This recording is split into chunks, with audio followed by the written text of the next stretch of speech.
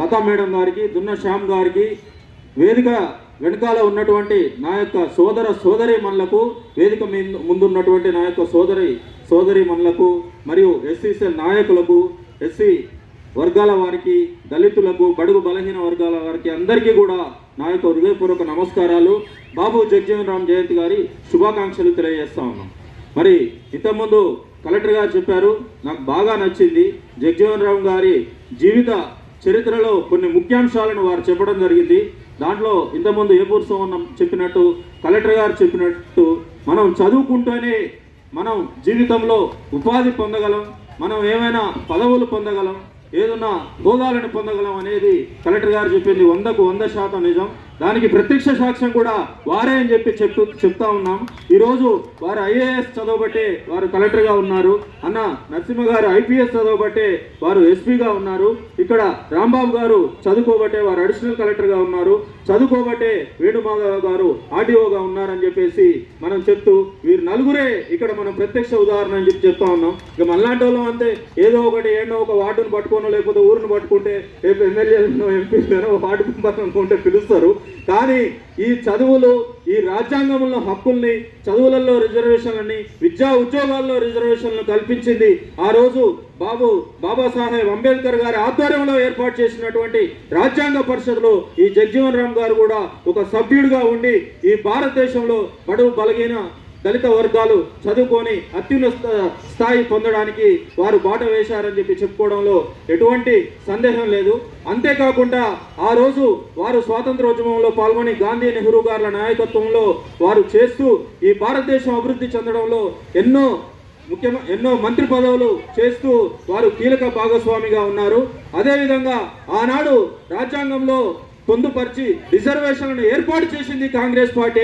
ఈరోజు ఇక్కడ మన గవర్నమెంట్ ఏర్పడిన తర్వాత, కాంగ్రెస్ ప్రభుత్వం ఏర్పడిన తర్వాత ముఖ్యమంత్రి రేవంత్ రెడ్డి గారి సారథ్యంలో మల్లు బట్టి విక్రమార్క గారు అయితేంది, మన జిల్లా మంత్రి వర్యులు ఉత్తమ్ కుమార్ రెడ్డి గారు సబ్ కమిటీ చైర్మన్గా ఉండి నిన్నగాక మొన్న మన అసెంబ్లీలో బిల్లును ప్రవేశపెట్టుకోవడం జరిగింది. బీసీ కులగణన కానివ్వండి, ఎస్సీ వర్గీకరణ కానివ్వండి, ఈ 2 బిల్లులను ప్రవేశపెట్టిన ఘనత ఈ కాంగ్రెస్ పార్టీకే చెందుతుందని చెప్పేసి మేము ఘంటాపదంగా తెలియజేస్తూ, మరి స్థానికంగా ఉన్నటువంటి మాజీ మంత్రివర్యులు, సూర్యాపేట కాంగ్రెస్ పార్టీ ఇన్ఛార్జ్ శ్రీ రామిరెడ్డి దామోదర్ రెడ్డి గారు కూడా ఈ ప్రాంతంలో ఎంతో మంది దళితులను, బడుగు బలహీన వర్గాల వారిని నాయకులుగా తీర్చిదిద్ది వారు ఈ ప్రాంతంలో సమాజంలో అభివృద్ధిలో భాగస్వాములు అయ్యే విధంగా మా యొక్క నాయకుడు రామిరెడ్డి దామోదర్ రెడ్డి గారి కృషి కూడా మరవలేనిదని చెప్పేసి ఈ సందర్భంగా మీకు తెలియజేస్తూ, ఈ అవకాశం ఇచ్చిన పెద్దలకు నా యొక్క హృదయపూర్వక నమస్కారాలు తెలియజేస్తాం.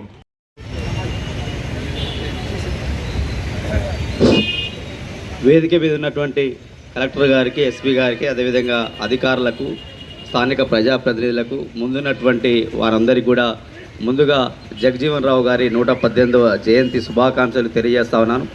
ఏదైతే జగజీవన్ రావు గారు ఒక బడుగు బలహీన వర్గాల కుటుంబంలో పుట్టి ఎన్నో కష్టాలను, ఇబ్బందులు ఎదుర్కొని తన జీవితం ఇప్పుడు అందరూ చెప్పినారు బాబు జగజీవన్ రావు. జగ్ అంటే జగతి. ఈ జగతిలోనే ఒక ఉన్నతమైనటువంటి వ్యక్తిగా ఎదిగి ఈరోజు 118 సంవత్సరాలు అయినాక కూడా మనం ఈరోజు ఆయనను వేలాన కొనియాడుతున్నామని అంటే ఆయన చేసినటువంటి సేవ, ఆయన చేసినటువంటి సామాజిక కార్యక్రమాలు, ఆయన పేద ప్రజల కోసం, బడుగు బలహీన వర్గాల కోసం, దళిత జాతి అభివృద్ధి కోసం, మహిళల అభివృద్ధి కోసం, బాలబాలికల అభివృద్ధి కోసం, విద్య కోసం ఆయన చేసినటువంటి పరితపన మనల్ని అందరినీ ఈరోజే కాదు ఇంకా ఎన్నో దశాబ్దాలు, శతాబ్దాలు ఈ విధంగా ఆయన కార్యక్రమాలు మనం చేసుకుంటూనే వెళ్తుంటాం. అదే మనకు ఆయన ఇచ్చినటువంటి స్ఫూర్తి. మనం చరిత్రను ఒక సబ్జెక్టుగా చదువుకున్నాం. ఇక్కడ అందరం చదువుకున్నటువంటి వ్యక్తులను, చరిత్రను ఒక స్ఫూర్తిగా తీసుకొని, ఆ చరిత్రలో ఉన్నటువంటి మహాన్నత వ్యక్తులను ఒక స్ఫూర్తిగా తీసుకొని మనం ఈరోజు ఇంకా వారి యొక్క ఆశయాలను, ఔన్నత్యాలను ఇంకా ముందుకు తీసుకుపోవాలనేటువంటి పరితపనతో ఈరోజు మనం సమాజ అభివృద్ధి కోసం అందరూ పాటుపడుతున్నారు. అందులో సందేహం లేదు. ఆయన యొక్క వ్యక్తిగత జీవితం చూసినాం. భారతదేశంలోనే కాదు ప్రపంచ దేశాలలో కూడా ఒక గొప్ప నాయకునిగా, ఒక గొప్ప సెంట్రల్ లెజిస్లేటర్గా, ఒక గొప్ప మంత్రివర్యులుగా, అదేవిధంగా భారతదేశంలోనే రెండవ అత్యున్నతమైనటువంటి ప్రజాస్వామిక పదవి ఉప ప్రధానిగా ఆయన ఎదిగినటువంటి క్రమం, ఆయన వచ్చినటువంటి నేపథ్యం, బీహార్లో ఎక్కడో మారుమూల గ్రామంలో ఒక సామాన్యమైనటువంటి కుటుంబంలో పుట్టి ఆయన ఎదిగినటువంటి క్రమం మనందరికీ ఆదర్శనీయం. అలాంటి వ్యక్తిని మనం ఈరోజు స్ఫూర్తిగా తీసుకొని ప్రతి ఒక్క వ్యక్తి, ఇక్కడికి వచ్చినటువంటి ప్రతి ఒక్కరు కూడా ఎంతో మందిని ముందుకు తీసుకుపోవాలి, సంస్కరించాలి, సమాజంలో గొప్పవారిగా తీర్చిదిద్దాలి అంటే మనమందరం అనుక్షణం ఆయన యొక్క మార్గాలను, ఆయన యొక్క ఆదర్శాలని మనం స్ఫూర్తిగా తీసుకొని మనం సమాజంలో ఆయన ఒకటే కలలు కన్నాడు, సమాజ స్థాపన, సమతా సమాజ్, సామాజిక న్యాయం, వీటి కోసం ఆయన కలలు కన్నాడు. కాబట్టి ప్రతి ఒక్కరం ఆయన యొక్క కలలని నిజం చేసే విధంగా మనసా వాచా కర్మన ముందుకెళ్ళాలి. దానికి మన కలెక్టర్ గారు చెప్పినారు, ఎప్పుడైతే మనం ప్రతి మారుమూల ప్రాంతంలో, పల్లెల్లో, గ్రామాలలో, వార్డుల్లో ప్రతి ఒక్క వ్యక్తి చదువుకొని, ఈరోజు మనం ఈ క్రమంలోనే చూస్తున్నాం. రీసెంట్ క్రమంలో తెలంగాణ ప్రభుత్వం ఇచ్చినటువంటి నోటిఫికేషన్ రిజల్ట్ చూస్తుంటే ఎక్కడో మారుమూల గ్రామాలలో ఉన్న వ్యక్తులు బయటకు వస్తూ ఉన్నారు. ఒక వ్యక్తి సాధించినటువంటి విజయాన్ని 100 మందికి, 1000 మందికి ప్రేరణ తీసుకుంటూ మనం ఇంకొక అధికారయుతమైనటువంటి సమాజ నిర్మాణానికి మనమందరం స్ఫూర్తినిద్దాం. అది ఎస్సీ హాస్టల్స్ అయినా, సోషల్ వెల్ఫేర్ హాస్టల్స్ అయినా, అదేవిధంగా కస్తూరిబా హాస్టల్స్ అయినా, అదేవిధంగా మనకు మోడల్ స్కూల్స్ అయినా ఎన్నో అవకాశాలను గవర్నమెంట్ మనకు అందిపించింది. మేము కలెక్టర్ గారు మేము ఒక స్కూల్కి విజిట్ చేసినాం. మేమే బై ప్రేయర్ అటెండ్ అయినాం. ఎందుకు అటెండ్ అయినాం అంటే విద్యార్థి దశలోనే వాళ్ళకు ఒక బలమైనటువంటి క్రమశిక్షణని, బలమైనటువంటి బాధ్యతని మనము నింపాలి. పంక్చువాలిటీ అనేది మనకు చాలా ఇంపార్టెంటు. ప్రతి వ్యక్తి ఆయనలో మంచి ఆలోచన ఉంటుంది, చెడు ఆలోచన ఉంటుంది. మంచి ఆలోచనని ముందుకు తీసుకొని పోయి ఒక క్రమశిక్షణాయుతమైనటువంటి జీవన విధానాన్ని మనం అలవాటు చేసుకుంటే సమాజంలో నేరాలు, ఘోరాలు అనేవి దరిదాపులోకి రావు. ఇదే కాన్సెప్ట్ తోటి మేము రీసెంట్గా, యాక్చువల్లీ ఇది ప్రేరణ పొందడానికి కలెక్టర్ గారు యొక్క ఇక్కడికి వచ్చిన తర్వాత ఆయన చేస్తున్న కార్యక్రమాలు చూసి మేము కూడా గ్రామాల్లోకి వెళ్ళాలి, ప్రజలకు అందుబాటులో ఉండాలి. అదేవిధంగా ప్రజల్లో చట్టాలపైన, సామాజికంగా జరుగుతున్నటువంటి రీసెంట్గా వస్తున్న క్రైమ్ ట్రెండ్స్ పైన అవగాహన చెయ్యాలి. మీ అందరికీ తెలుసు, ఎప్పుడో దొంగతనాలు అవేవి, పూర్వకాలంలో దొమ్మిలు అవేవి, దారి దోపిడీలు ఇవి, ఇప్పుడు అవి తగ్గి సైబర్ క్రైమ్ నేరాలు పెరుగుతూ ఉన్నాయి. సైబర్ క్రైమ్ నేరాలు పెరుగుతున్నాయంటే సమాజంలో మనలో దానికి బాధితులు ఎవరవుతున్నారంటే ఒకటే అత్యాశాపరుడే బాధిత అవుతున్నాడు. ఆశ లేకుండా కష్టం మీదనే పనిచేస్తూ తన శ్రమనే నమ్ముకున్నవాడు బాధితుడు కావట్లేడు. ఎవరు బాధితుడు అవుతుండంటే అత్యాశ ఉన్నాయన, తక్కువ కాలంలో ఎక్కువ సంపాదిస్తాయన, ఇంటికాడనే కూర్చొని సంపాదిస్తాయన, ఇంటికాడ కూర్చొని ఈజీగా సంపాదించాలనేటనే బాధితుడు అవుతుండు. అలాంటి వాటి విషయాల్లో మేము అవగాహన కల్పిస్తున్నాం.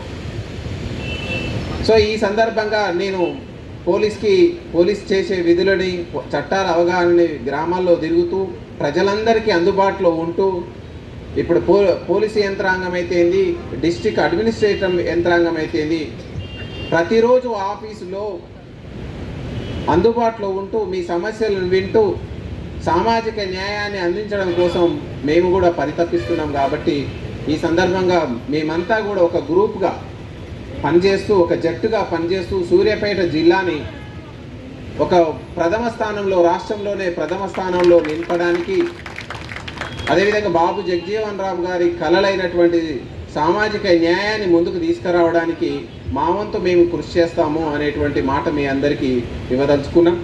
ఒకసారి కాకపోతే, 2 సార్లు కాకపోతే, 3 సార్లు అయినా మనకి ఇక్కడ ఉన్నటువంటి వ్యవస్థలో అన్ని స్థానాలని ఉపయోగించుకొని న్యాయాన్ని పొందడానికి కృషి చేయాలని ఈ సందర్భంగా ఇక్కడ ఉన్నటువంటి పెద్దలందరికీ విన్నవించుకుంటూ, అదేవిధంగా సమాజంలో అన్యాయం చేసేవాళ్ళు, అక్రమాలు చేసేవాళ్ళు, దోపిడీలు చేసేవాళ్ళు, ఆక్రమణలు చేసే వాళ్ళని ఎట్టి పరిస్థితుల్లోనూ సహించమని చెప్తూ, వాళ్ళ మీద కూడా చట్ట పరిధిలో శిక్షలు ఉంటాయని చెప్తూ, మరొకసారి డాక్టర్ బాబు జగజీవన్ రావు గారి జయంతి ఉత్సవాలని ఘనంగా నిర్వహించినటువంటి సోషల్ వెల్ఫేర్ డిపార్ట్మెంట్ అధికారులకు అదేవిధంగా కలెక్టర్ గారికి అవకాశం ఇచ్చిన కలెక్టర్ గారికి ధన్యవాదాలు తెలియజేస్తూ ముగిస్తున్నాను. Thank you. ఎక్స్ ఎమ్మెల్యే గారు, ఎక్స్ మున్సిపల్ చైర్మన్స్, అధికారులు, వివిధ సంఘ బాధ్యులు, డ్యాస్ ఉన్నటువంటి అంగన్వాడీ వర్కర్స్ శుభాకాంక్షలు తెలియజేస్తూ బాబు జగజ్జీవన్ గారు చెప్పినటువంటి గారి చూపిన బాటలో అందరూ ఒక్కరు మాట్లాడారు. మనము ఏదో ఈరోజు ఉత్సవాలు చేసుకొని ఒక్క రోజులో వెళ్ళిపోవడం కాకుండా వారు వివిధ చరిత్ర చదివినట్టయితే మహనీయులు వాళ్ళు చాలా అష్టకష్టాలు పడి ఆ రోజుల్లో ఎటువంటి కమ్యూనికేషన్ కానీ రవాణా సౌకర్యాలు కానీ లేనటువంటి రోజుల్లో వాళ్ళు చేసినటువంటి సేవ మహోన్నతమైనది ఈరోజు చేయడం కంటే.